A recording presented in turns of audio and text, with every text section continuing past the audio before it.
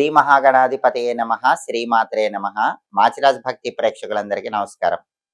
June 1వ తేదీ నుంచి జూన్ 10వ తేదీ వరకు మేషాది ద్వాదశ రాశులకి 10 రోజుల ఫలితాలు ఏ విధంగా ఉండబోతున్నాయో, ఏ గ్రహాలు అనుకూలంగా ఉన్నాయో, ఏ గ్రహాలు వ్యతిరేకంగా ఉన్నాయో, అనుకూల గ్రహాల అనుకూలత రెట్టింపు చేసుకోవటానికి, వ్యతిరేక గ్రహాలు ఇచ్చే వ్యతిరేక ఫలితాలు తగ్గింపజేసుకోవటానికి ద్వాదశ రాశుల వాళ్ళు ఎలాంటి పరిహారాలు చేసుకోవాలో, ఏ దేవీ దేవతల ఆలయ దర్శనం చేసుకోవాలో, ఏ మంత్రాలు జపించుకోవాలో, ఏ స్తోత్రాలు పఠించాలో, ఎలాంటి ద్రవ్యాలు దానం ఇచ్చుకోవాలో, సకల దేవతా స్వరూపమైన గోమాతకు ఎలాంటి ఆహారం తినిపించాలో, ద్వాదశ రాశుల వాళ్ళకి ఈ 10 రోజుల్లో రాశి ఫలితాలు ఏ విధంగా ఉండబోతున్నాయో ఈ వీడియోలో మనం తెలుసుకుందాం.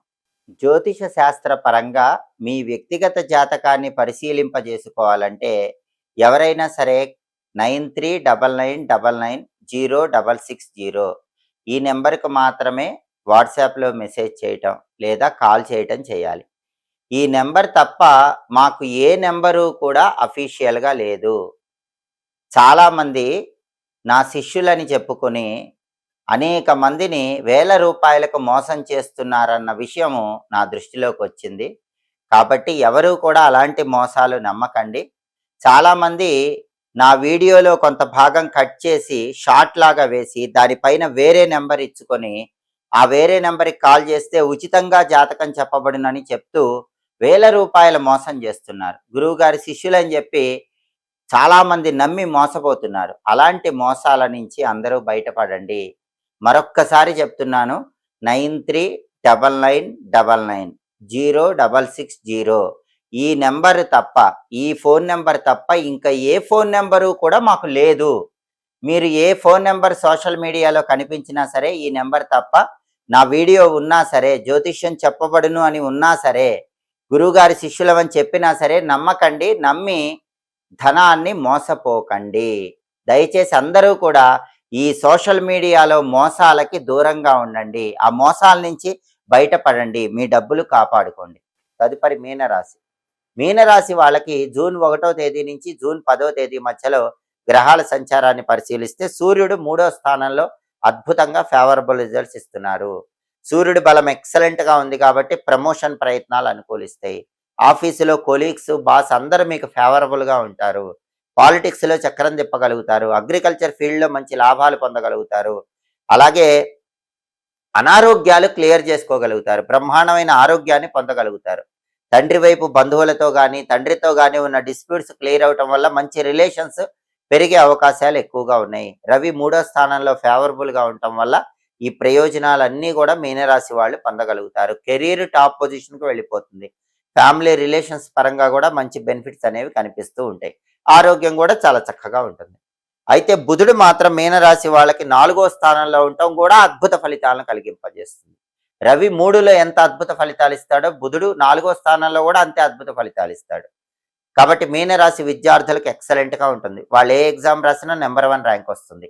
మీనరాశి నిరుద్యోగులు ఏ ఇంటర్వ్యూకి వెళ్ళినా మంచి హై ప్యాకేజ్ జాబ్ వచ్చే అవకాశం ఉంది. క్వాలిఫికేషన్కి తగిన హై ప్యాకేజ్ జాబ్ ఖచ్చితంగా వస్తుంది.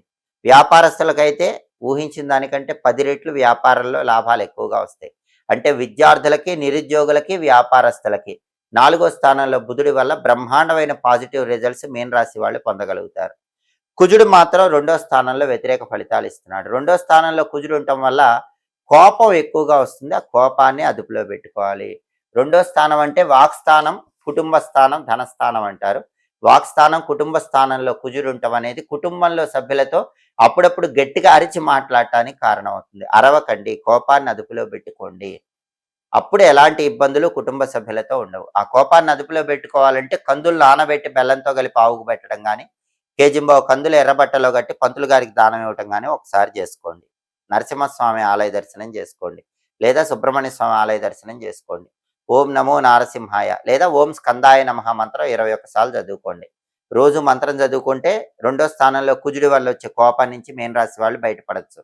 అలాగే సుబ్రహ్మణ్య కరావలంబ స్తోత్రం కానీ, లక్ష్మీ నృసింహ కరావలంబ స్తోత్రం కానీ ప్రతిరోజు వినండి. కుజుడి అనుకూలత పెరుగుతుంది. అలాగే శుక్రుడు మీనరాశి వాళ్ళకి 4, 5 స్థానాల్లో సంచారం చేస్తున్నాడు. మొదటి 8 రోజులు 4వ సంచారం చేస్తూ బ్రహ్మాండంగా యోగిస్తున్నాడు. కాబట్టి మీనరాశి వాళ్ళు జూన్ 1 నుంచి జూన్ 8 మధ్యలో బండి కానీ కారు కానీ కొత్తది కొనుక్కునే యోగం బ్రహ్మాండంగా ఉంది. జూన్ 9, జూన్ 10 తేదీల్లో పేరెంట్స్తో ఉన్న డిస్ప్యూట్స్ క్లియర్ అవుతాయి. చిల్డ్రన్తో ఉన్న డిస్ప్యూట్స్ క్లియర్ అయిపోతాయి. తల్లిదండ్రులకు ఆనందాన్ని కలిగిస్తారు. మీ సంతానానికి ఆనందాన్ని కలిగిస్తారు. రిలేషన్స్ ఎక్సలెంట్గా ప్రొటెక్ట్ చేసుకుంటారు. ఫ్యామిలీ లైఫ్ బాగుంటుంది. ప్రొఫెషనల్ లైఫ్ బాగుంటుంది. ధన ఆదాయం బాగుంటుంది. అంటే శుక్రుడు మీనరాశి వాళ్ళకి 10 రోజుల్లో ఎక్సలెంట్గా యోగిస్తున్నాడు. మొదటి 8 రోజుల్లో అయితే వాహన యోగం ద్వారా యోగిస్తున్నాడు. తర్వాత 2 రోజుల్లో అయితే ఫ్యామిలీ రిలేషన్స్ పరంగా యోగిస్తున్నాడు. అంటే మీనరాశి వాళ్ళకి జూన్ 1వ తేదీ నుంచి జూన్ 10వ తేదీ మధ్యలో సూర్యుడు కంప్లీట్గా ఫేవరబుల్గా ఉన్నాడు. బుధుడు కంప్లీట్గా 10 రోజులు ఫేవరబుల్గా ఉన్నాడు.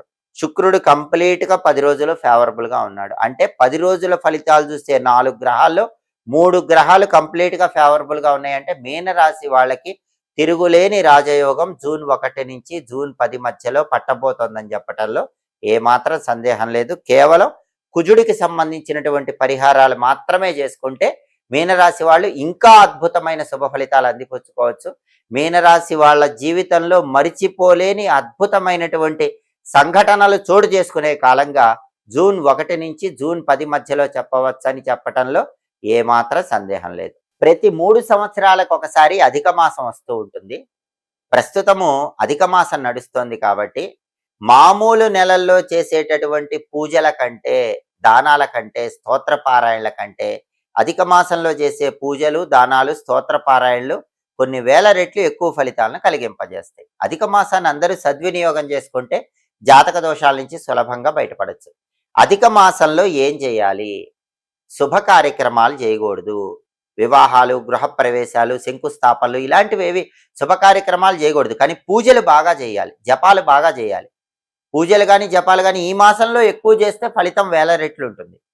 అలాగే దానాలు చేస్తే మంచిది. అన్నిటికంటే గొప్ప దానం 33 అరిసెల దానం. అలాగే ధాన్యం దానం ఇవ్వచ్చు. గుమ్మడికాయ దానం ఇవ్వచ్చు. గుమ్మడికాయ అధిక మాసంలో దానం ఇస్తే సమస్త బ్రహ్మాండాన్ని విష్ణువుకు దానం చేసిన ఫలితం కలిగి విష్ణుమూర్తి అనుగ్రహం కలిగి వృత్తిపరంగా మంచి అద్భుతమైన శుభ ఫలితాలు చేకూడతాయి. అలాగే అధిక మాసంలో ఎవరైనా సరే అన్నదానం చేసినా, వస్త్రదానం చేసినా సమస్త శుభ ఫలితాలు చేకూరతాయి. గోధుమలు, బెల్లం దానం ఇచ్చినా కూడా గ్రహదోష తీవ్రతను తగ్గింపజేసుకోవచ్చు. ఉద్యోగంలో ఉన్నత స్థాయి కలుగుతుంది. రాధాకృష్ణులని ఈ మాసంలో పూజిస్తే చాలా మంచిది. రోజు రాధాకృష్ణుల చిత్రపటం దగ్గర దీపం పెట్టుకుంటే మంచిది. సాలగ్రామానికి అభిషేకం చేస్తే మంచిది. సాలగ్రామానికి అభిషేకం చేసి ఆ తీర్థం తీసుకుంటే అధిక మాసంలో అద్భుతమైన ఫలితాలు కలుగుతాయి.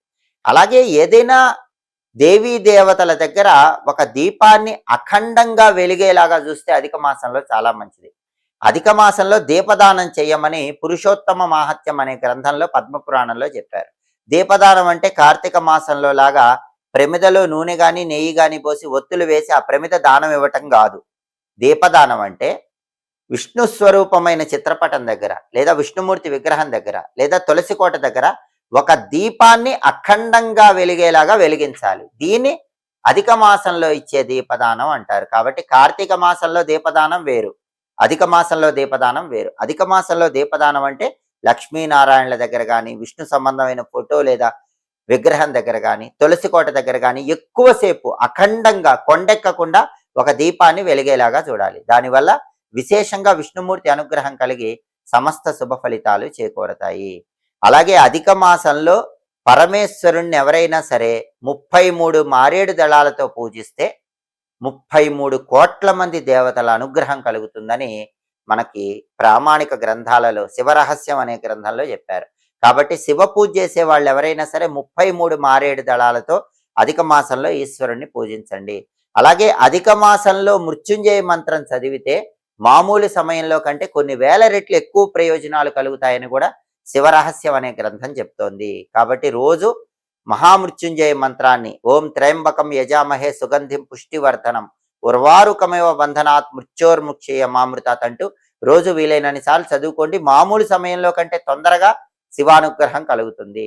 అలాగే అధిక మాసంలో ఎవరైనా సరే శివాలయంలో అన్నదానం చేసినా, వస్త్రదానం చేసినా అద్భుతంగా శివానుగ్రహం కలుగుతుంది.